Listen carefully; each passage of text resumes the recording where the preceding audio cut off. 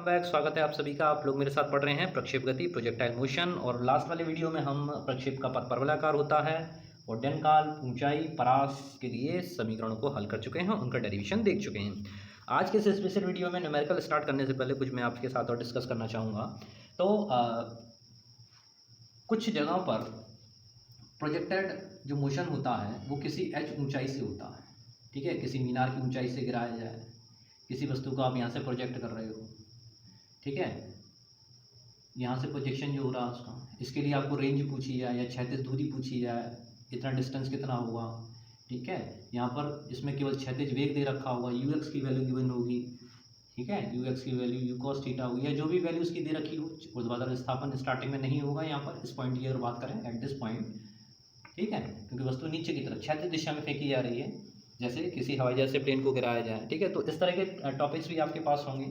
और भी अगर एडवांस की बात की जाए तो आपको कोई नत समतल दे दिया जाएगा जो थीटा कोण पर बना हुआ है, ठीक है। उस पर किसी ऊंचाई से आपको कोई चीज़ प्रोजेक्ट की जाएगी, हो सकता है ऊपर से नीचे की तरफ दे रखी हो या नीचे से ऊपर की तरफ दे रखी हो।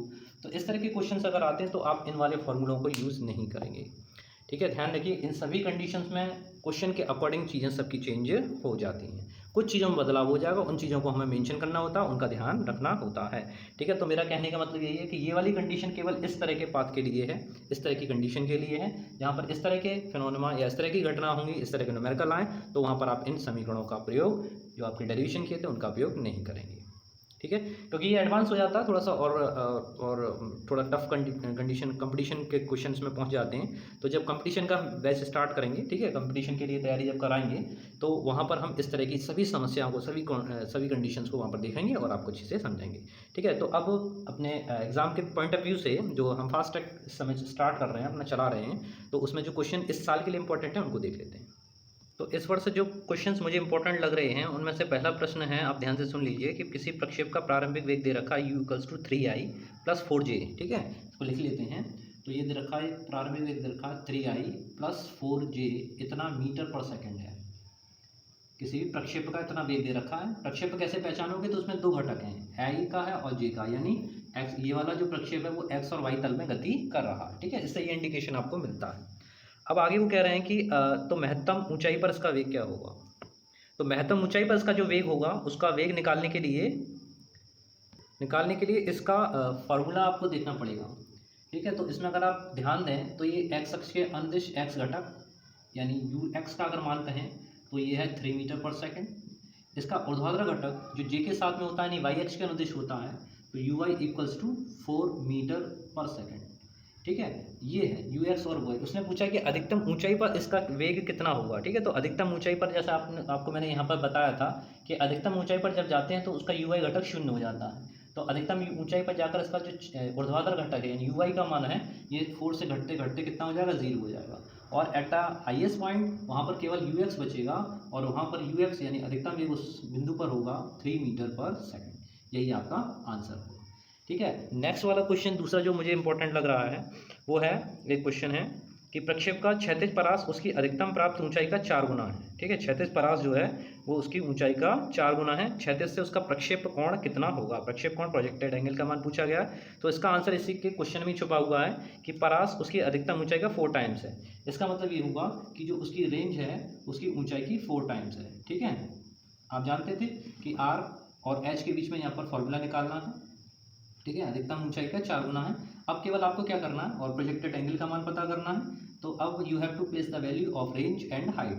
तो रेंज का जो फॉर्मूला भी आपने पिछले वीडियो में देखा है वो था r u² = sin2θ/g इंटू 4। ये 4 जो है क्वेश्चन के अकॉर्डिंग आपको मिला। h की वैल्यू अगर पता करें तो h का फॉर्मूला लगाइए u² sin²θ/2g, ठीक है। ये वैल्यूज आपके पास में थी। अब देखें जरा u² से u² फिनिश कर सकते हैं, काट सकते हैं, g से g कैंसिल होगा। sin2θ को आप लिख सकते हैं 2 sin θ cos θ, और यहाँ आप लिख सकते हैं 2 से इसको 4 को काटो 2 टाइम्स, u² तो कैंसिल हो गया, sin θ इंटू sin θ, स्क्वायर है इसलिए अलग करके लिख दिया। sin θ से sin θ कैंसिल कर दीजिए, 2 से 2 काटिए, यहाँ पर केवल आपके पास बचा cos θ = sin θ। इसका मतलब ये हुआ कि cos θ को अगर sin θ के नीचे ले जाएं तो ये होगा sin θ/cos θ, ये वैल्यू किसके बराबर होगी, 1 के।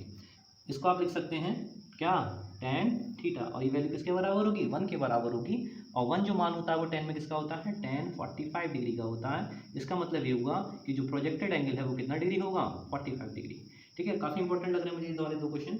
इसके बाद नेक्स्ट क्वेश्चन देखते हैं, अगला वाला, इसे क्लियर करते हैं। नेक्स्ट क्वेश्चन में देखते हैं। तो नेक्स्ट क्वेश्चन आपके लिए बहुत सिंपल सा है और इसमें मैंने तीनों ही चीज़ें आपकी शामिल कर दी हैं। क्वेश्चन है कि पृथ्वी तल से 30 डिग्री के कोण पर क्षैतिज दिशा के साथ में, ठीक है, इसमें दे रखा हुआ क्षैतिज दिशा।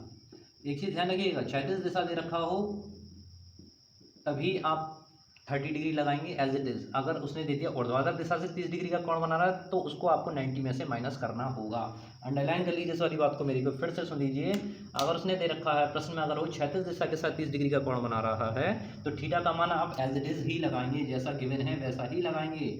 और अगर उसने दे रखा है कि ऊर्ध्वाधर दिशा के साथ 30 डिग्री बना रहा है, ठीक है, तो उस कोण को लिखने के लिए आप 90 माइनस थीटा करेंगे। Clear that? ओके।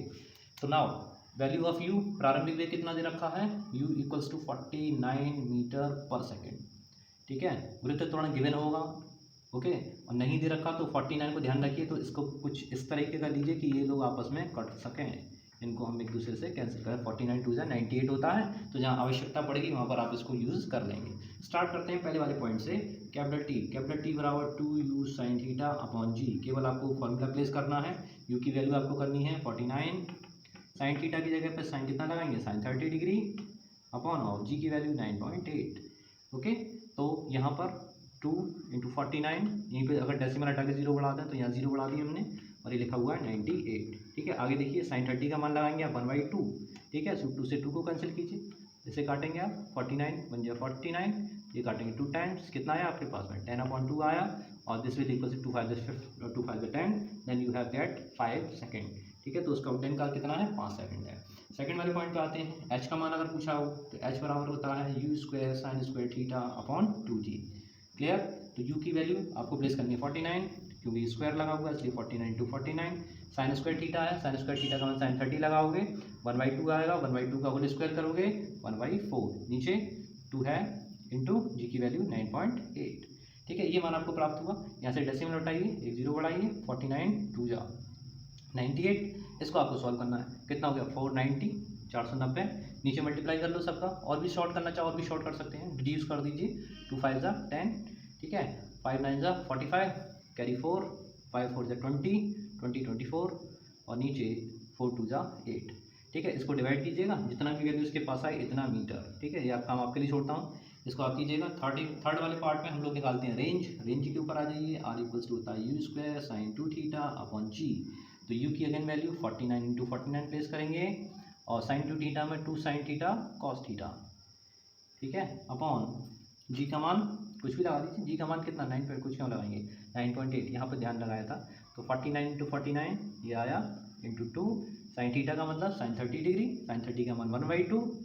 ओके, और साइन कॉस 30 का मान √3/2 अपॉन ये वैल्यू 9.8। जैसे भी सॉल्व करते हुए आप उसी तरीके से सॉल्व कीजिएगा। इसको हटा के 0 बढ़ाइए, 49 2 जा इतने टाइम्स। ठीक है, तो यहाँ बचा कितना आपका 490, मल्टीप्लाई कीजिए, ऊपर √3 है 1.732, इसकी वैल्यू होती है √3 का मान अपॉन नीचे 2 और 2 ये 4। ठीक है, 4 का डिवाइड कीजिएगा, क्वेश्चन कीजिए, इतने मीटर इसकी डिस्टेंस आ गए। ठीक है, इन वैल्यूज़ को आप लोग सॉल्व करके कमेंट बॉक्स में दिखाइएगा कि इसका मान कितने कितने आते हैं। ठीक है, तो ये था आपका न्यूमेरिकल बेस। एक न्यूमेरिकल और आता है, वो किसी ऊंचाई से फेंकने पर आता है। ठीक है, तो उसमें एक ही कॉन्सेप्ट अलग रहता है कि उसमें जो UI घटक है वो माइनस का लिया जाता है। देखिए बताते हैं एक और, इसके लिए इस आर्टिकल को ही समझ लीजिए। देखिए आपको दे रखा होगा कोई मीनार, इसकी ऊंचाई h होगी, गिवन होगी, और यहाँ से प्रोजेक्टेड दोनों ही, इसमें क्वेश्चन कई तरह के बन सकते हैं, नंबर ऑफ क्वेश्चन यहाँ पर हो सकते हैं, इसलिए आपको के लिए बहुत कुछ समझाना पड़ेगा। ये पृथ्वी, और हो सकता है वस्तु को यहाँ से थीटा कोण के द्वारा फेंका जाए, तो वस्तु ऐसे आएगी। ठीक है, वस्तु फिर ये नीचे ज़मीन से हिट होगी। इस कंडीशन में अगर इनिशियल वेग u दे रखा है तो आपके जो ux चलेगा वो उसी तरीके से थीटा कोण बनाते हुए चल रहा है, u cos थीटा। ui की बात करें u sin थीटा। ठीक है, उसी तरह से इसके घटक पता कर लीजिए ux का और इधर ui का। काफ़ी विस्तार में पढ़ाना हो सकता है। ठीक है, तो बहुत काफ़ी प्रोजेक्टाइल मोशन काफ़ी लेंथी होता है, इसमें कई तरह की कंडीशंस बन सकती हैं। तो यहाँ पर हम चूँकि शॉर्ट नोट्स पढ़ रहे हैं केवल एग्जाम के पॉइंट ऑफ व्यू से, तो इसमें आप समझ लीजिए कि अगर आपको एच गिवन है, ठीक है, तो एच का मान अगर आपको दे रखा तो आप फॉर्मूला लगाएंगे u/t प्लस 1/2 GT², ठीक है, और रेंज के लिए आप लगाएंगे ux इंटू टी के लिए। अभी टी मान आपको वैल्यू हो सकता है गिवन करके दे रखी हो, तो इस टाइप के क्वेश्चंस में ये वैल्यूज़, इनमें से कोई भी वैल्यूज़ आपको दे रखी होंगी, ठीक है, किसी एक का मान पूछा गया होगा, ज़्यादा टफ नहीं आता, तो यही कंडीशन केवल इन्हीं फॉर्मूलों को लगाकर आप किसी का भी मान पता कर सकते हो, ठीक है जी। तो ये आपकी वैल्यूज़ हो गई। ओके, अब मुझे तो यही इंपॉर्टेंट लगते हैं इस वाले उसमें, और तो सब डायरेक्ट फार्मूला बेस अगर आता है तो आप कर पाएंगे, ठीक है ना। और अगर इस बेसिस पे तो मोस्ट इंपॉर्टेंट है, ये वाली कंडीशन काफ़ी इंपॉर्टेंट है, तो इसके जितने भी पॉइंट्स हैं वो आप ध्यान से समझ लीजिए। रेंज है, यू एच क्षैतिज घटक है, टाइम उसका टाइम जितना उसका टाइम की फ्लाइट है, ठीक है। तो ये था चैप्टर नंबर 6 जिसको हमने पढ़ा दो वीडियोज़ में, ठीक है। नेक्स्ट वाले वीडियो में हम लोग पढ़ेंगे बल और न्यूटन के गति विषयक नियम, उसमें जो इंपॉर्टेंट्स हैं वो हम आपको साथ में शेयर करेंगे, बताएंगे, ठीक है। आप लोग बने रहिए इसी तरह मेरे साथ में। मिलते हैं अगले वाले वीडियो में, नेक्स्ट वीडियो में, तब तक के लिए जय हिंद, जय Bharat, thank you very much.